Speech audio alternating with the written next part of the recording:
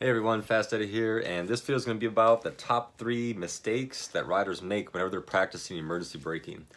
So these 3 top things is what I've seen students do over and over and over again, whether it be in the beginner course, in the intermediate level course, and they have a little bit more experience taking that course, or if they're just out practicing in the parking lot or whatever they're doing. I see these 3 things thousands and thousands of times. It's almost foolproof that everybody that starts to practice emergency braking or is learning, or even if people have been riding a long time but simply just don't practice, making these mistakes over and over and over again. So number 1 is people use way too much rear brake. They just slam down as hard as they can the rear brake and expect that to stop. And they'll stop eventually, but they'll be skidding and sliding. It's going to take them forever to stop because the rear brake is not that powerful compared to the front with the correct technique. Even with the right technique for the rear brake, you ain't gonna stop fast at all. The power is all in the front. So the reason why it's so bad is, well, think about it in a car. If you want to stop fast in a car, the only thing to do is slam down with your right foot as hard as you can and just let the car do the rest. But since if you try to transfer that over to a bike on a motorcycle, then it ain't gonna work out too well. That is the opposite technique of what you want to be doing. With the rear brake, you want to start off just touching the rear brake with a little bit of pressure and then taper off the faster you stop. So the more you're stopping, the more your foot needs to come off the rear brake because the weight's going forward, right? So you just slamming down the rear is not going to help. Number 2 is people not using not enough front brake. A lot of people say they're afraid of their front brake, or I don't want to crash, I'm not using the front brake, and that's just ridiculous. The front brake is just like any other part of the bike. You have to know how to use it in the right way. So with the front brake, the easiest way to think about the technique for the front brake is with numbers. You start to squeeze the front brake, and this is fast emergency braking. You start to squeeze the brake, 10, 20, 30, 40, 50, 60, 70, 80, 90, 100. It's a smooth, consistent, increasing pressure on the front brake. It's not 10, 20, 30, 40, 100. If you do anything fast and grab the brake, or you just get on it really hard, well, then you probably will crash. I've had students directly in front of me while I was teaching grab a fistful of front brake and they flip completely over their handlebars and crash right in front of me. I've also had people on cruisers slam on that front brake, the front tire skids, bam, they low slide, crash right in front of me. So with the incorrect technique, you will probably crash, right? But with the right technique on a sport bike or any other bike, you can stop really, really fast and not have any problems. It always comes down to the technique. So not being confident with the front brake is not only bad for not being able to stop very quickly, but also you're going to probably have very little cornering confidence, and you're not going to be able to learn how to go faster because everybody wants to learn how to go faster in the corners and twisties and everything else.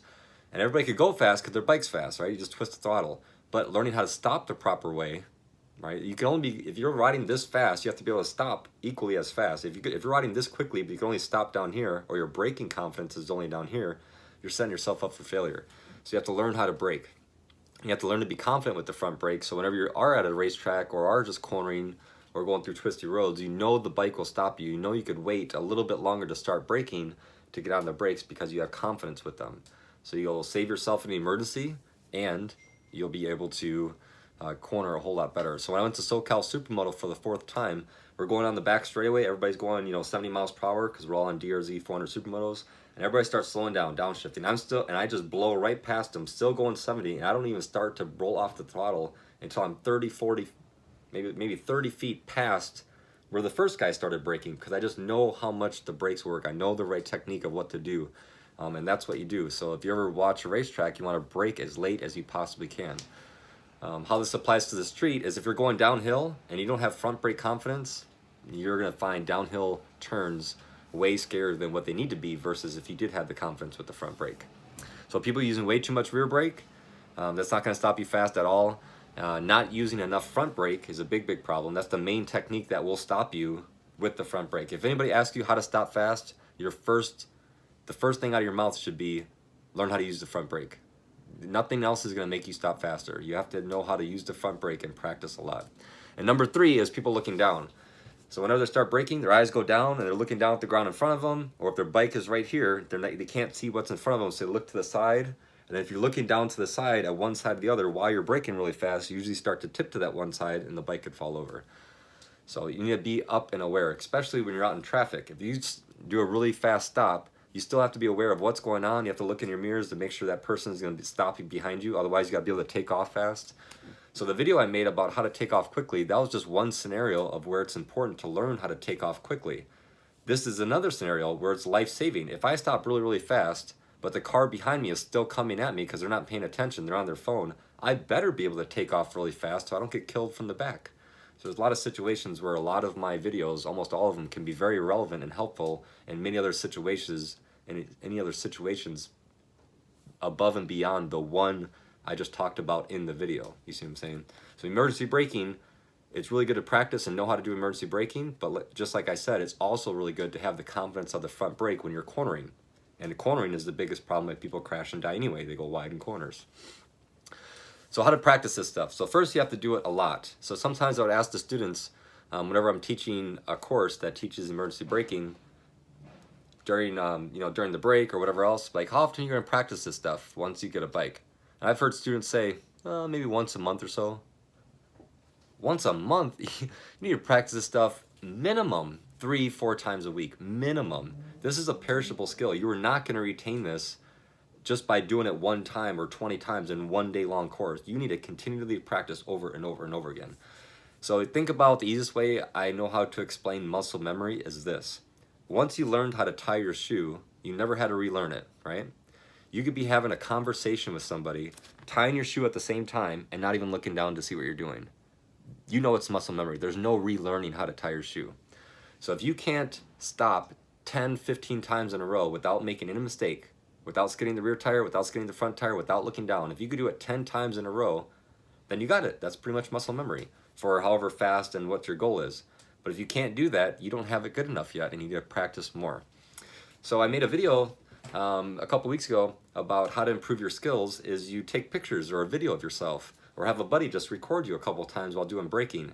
And the purpose of this video, one of the main purposes, is just to increase your awareness about what the top 3 mistakes are, and to be aware of them, so if you're doing them, you know, okay, I just skidded my rear tire. And sometimes you may not even feel that you're skidding the rear tire, but an outside perspective, your buddy watching you, like, man, you just skid the rear tire about 3 feet. You need to go way less rear brake next time. You're like, oh, really? Okay, thanks. And you go back and practice again. So have someone else watch you. And you definitely, if you haven't been to a course, or if you haven't taken a motorcycle course, I set up Moto Jitsu just for you specifically, and for anybody else who wants to practice. So set up the drills and see what you can do. White belt is stopping less than 25 feet, going 20 miles per hour. And if you could do that 10 times in a row without making a mistake, that's awesome. Now go up to blue. Now people really start to realize, man, I'm not that good of a braker I thought I was. So now it's 18 feet. You have to stop less than 20 miles per hour. So first it's 25 feet at 20 miles per hour, then it's 18 feet at 20 miles per hour. Brown belt is 25 miles per hour, stopping less than 18 feet. Then black belt is 25 miles per hour, stopping less than 15 feet. So 25, 20, 15. So definitely try the belts.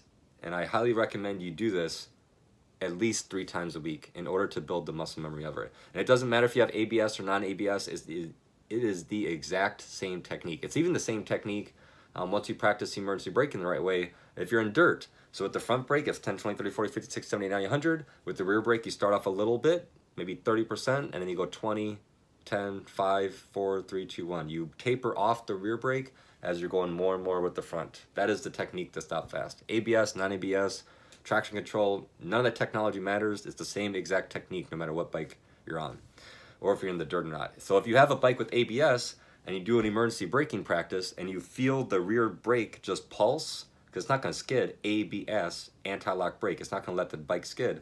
But if you're hearing and seeing and feeling the rear brake go click, click, click, click, click, click, well, if you didn't have ABS, it would be skidding right now. So that is your coach to let you know too much rear brake. Remember, that's the number one problem. People need to take the 10-pound weight out of their boot because they just slammed down that rear brake. So less rear brake, more and more front brake with the right technique, and keep those eyes up. Until you come to an absolute dead stop, you should be looking straight and aware of your surroundings. And if you're practicing, keep your eyes up, right? And once you stop, then you can look around, see where you're at on the line, right? Because you're measured out the belts you're practicing. Okay, I'm right there. And then you go out and practice and do it again. If you're out in the street, you come to a dead stop. You know, when you're out in the street, now it's really good. Now it's really important to practice making sure you're in first gear before your left foot comes off the foot peg. So if you're in 6th gear and you have to do an emergency stop, you're holy crap, get down to 1st gear, and then you come to a stop. After you need to practice that after you're already good at stopping. So if you just have to stop as fast as you can and you're still in 4th gear when you come to a stop, oh well. The most important thing is don't hit the car or whatever it is that jumped out in front of you. Second thing to practice is learning to downshift on top of doing everything else that you're doing, because you want to make sure you're always in 1st gear before you come to a stop, just in case they're not stopping behind you, you could take off and go. Okay, so a lot of things to consider, but those are the top 3. Just to recap, too much rear brake. I've seen it thousands of times. Every single student, too much rear brake. Second most common thing, they're afraid to use the front. They say they're afraid of it, which just translate you don't practice enough and you don't understand how powerful it is, and you just don't have any confidence with it. I'm not gonna use the front brake, I'm gonna crash. Sure, if you grab it and use the wrong technique, you'll crash, but if with the right technique, you'll stop quickly and you'll never crash, right? It's always the technique. And then the number 3 is looking down at the ground. Start to tip over, look from one side or the other, just not aware of your surroundings, so keep those eyes up. So there you go. Thanks for watching, and if you want to see demonstrations of me doing every single belt, including the quick stops for each belt, if you look in, you can check out my playlist called Moto Jitsu. I have belt demonstrations of each, and don't forget to look in the description. I have my new website is up, and I also have videos and pictures and all kinds of crap on there. All right, so thanks for watching, and don't forget to subscribe, share with your buddies, and see you later. Happy Thanksgiving.